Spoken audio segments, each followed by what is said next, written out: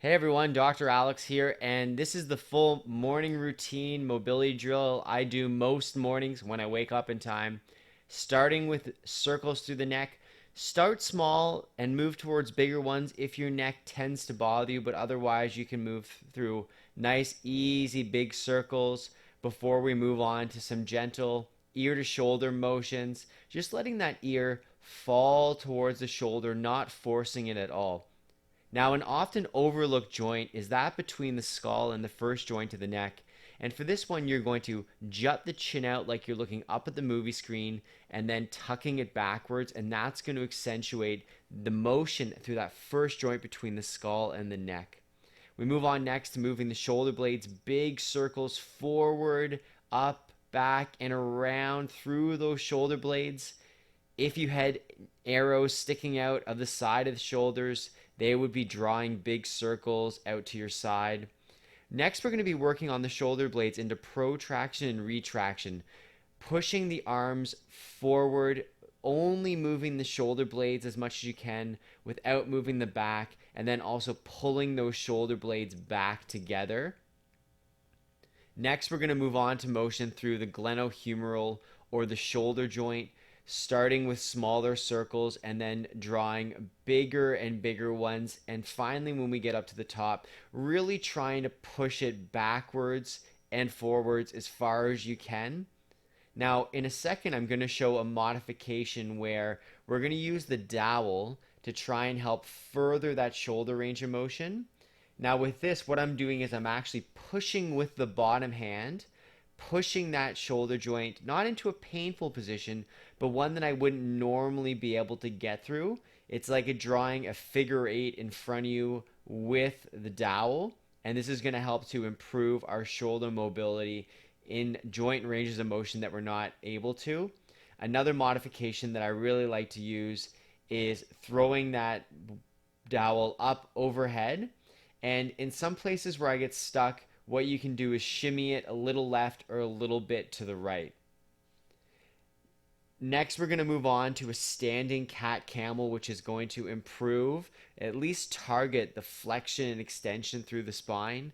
Right when we wake up, the discs in our back are most filled with fluid and are at most risk of being injured. So we want to move nice and slowly through this, starting with some small standing cat camels. And then at the end, really flexing down and really accentuating it. If you have a history of back issues or neck issues, you want to take it very easy with this one. Next, we're going to move on to the elbow joints, which need some flexion, extension, and rotation.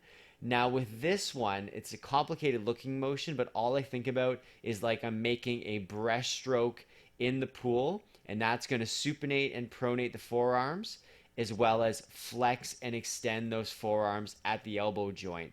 That pronation and supination motion there is that twisting. You can also do that. Next, we're going to accentuate that elbow extension and also some flexion through the wrists. I like adding a little bit of rotation, bringing the fingers inwards and outwards to get all of the forearm muscles. This is a great, great drill to do at home or at the office, especially if you work at a computer. We also want to do the same thing with the hand pointing inward towards ourselves so that we work on the wrist extensors as well. Also want to focus on the fingers and the wrists, flexing the fingers in to make a fist, and then also doing some circles with the wrists. Again, nice and gentle, not forcing the wrist into any positions we don't want. We're going to move back towards the spine, doing some pelvic tilts.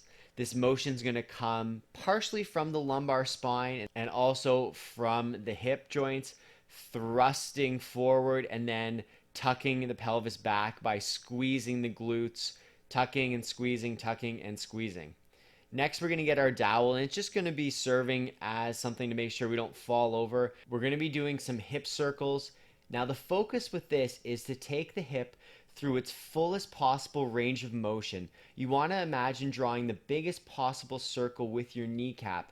Now, a really important thing here is we want to isolate the motion as much as we can to the hip, not moving the low back or the spine as much as possible.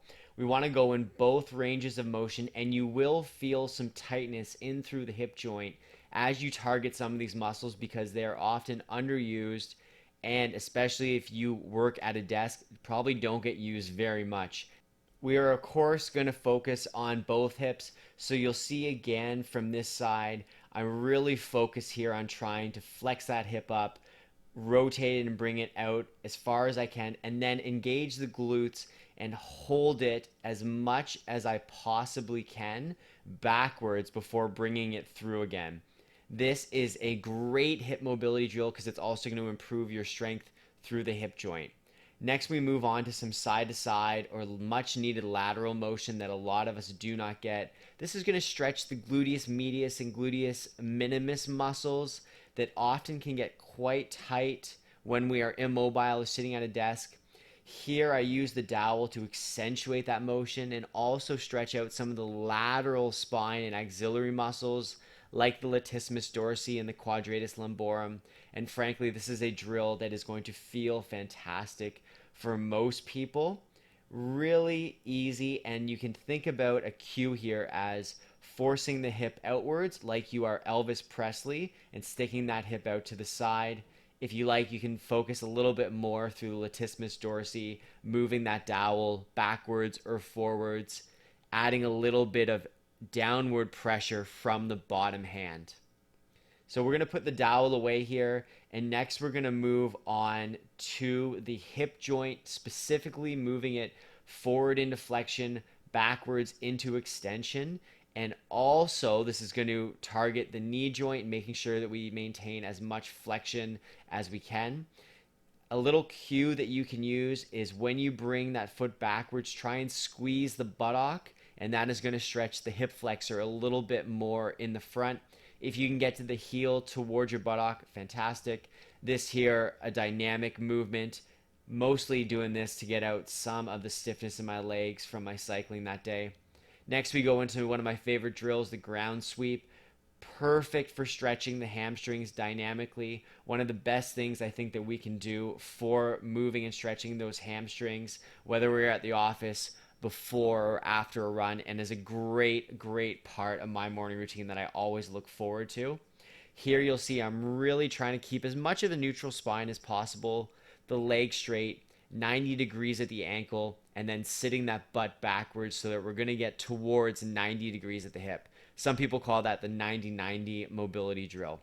Next, we're going to do some circles through the ankle. This is also going to not just target the ankle, but you'll get some rotation through the leg made up by the tibia and the fibula. And if you've had an ankle sprain before, you're definitely going to notice a difference from side to side here. Probably noticing a lot more restriction, stiffness, or pain on the side where you have sprained the ankle. Some ins and outs on the outside and inside of the ankle as well. Before we move into a nice hang forward, really letting that head fall down towards the floor to stretch out some of the muscles in the back of the occiput.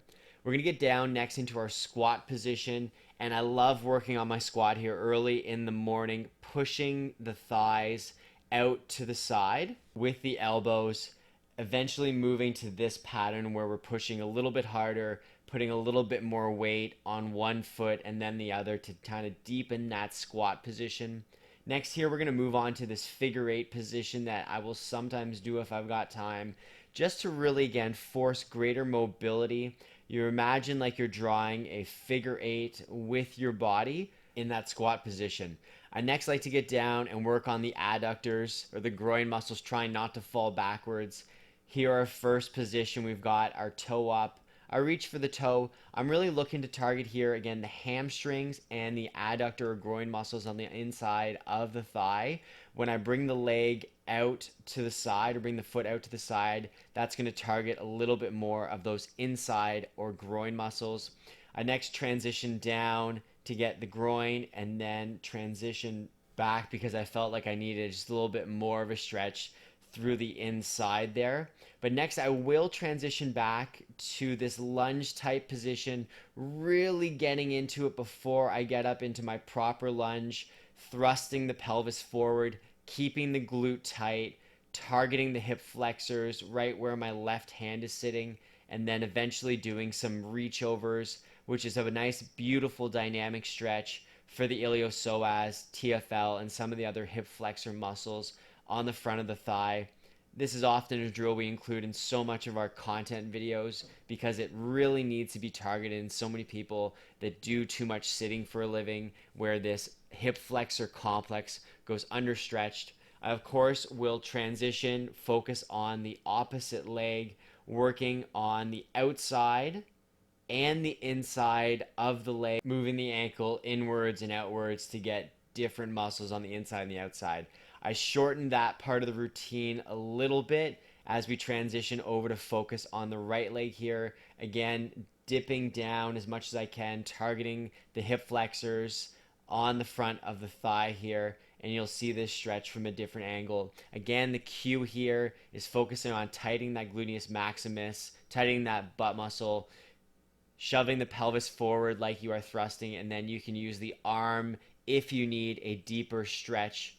One thing I like to do now is get down, grab onto the feet, I bring the ankles in, I bring the ankles out, I bring them back in, and this is going to target some of the peroneal muscles on the outside of the leg, as well as some of the leg muscles on the inside that often don't get stretched unless we spend specific time focusing on them.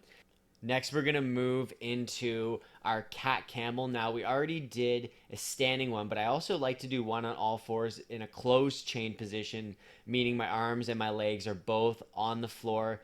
Pushing up through the arms here and pushing up through the floor is going to allow me to target more of the muscles around the shoulder blade and also some of the upper thoracic vertebra that might not get targeted as well in that open chain standing position. Now, I won't always do this next part where we do more hip mobility work. We already did this standing, but in this case, I want to show it from a different angle and a different modification, and the importance of isolating the movement to the hip joint while keeping the low back stiff enough that it could support a glass of water on it, or hopefully could support it. You're going to see here I'm trying to draw a huge circle, focusing as much as I can on keeping that knee in a big wide circle and also trying to keep the low back as stable as possible. Through this movement, you should feel the hip flexors, the glutes on the side, and then finally the gluteus maximus in the buttock come into action. I like to then get into a downward dog, pedal out the legs, push that downward dog a bit, and then just do a little bit of a flow, trying to get my heart rate up a little bit, get more motion through the spine, through the shoulders, and through the shoulder blades. And if I'm feeling like if I need a little bit more of a workup, I will throw a couple push-ups in there as I pedal out the legs a little bit more. So guys, that's the morning routine. Hope it helps you. And if you can do it consistently, it is going to help your body and your energy.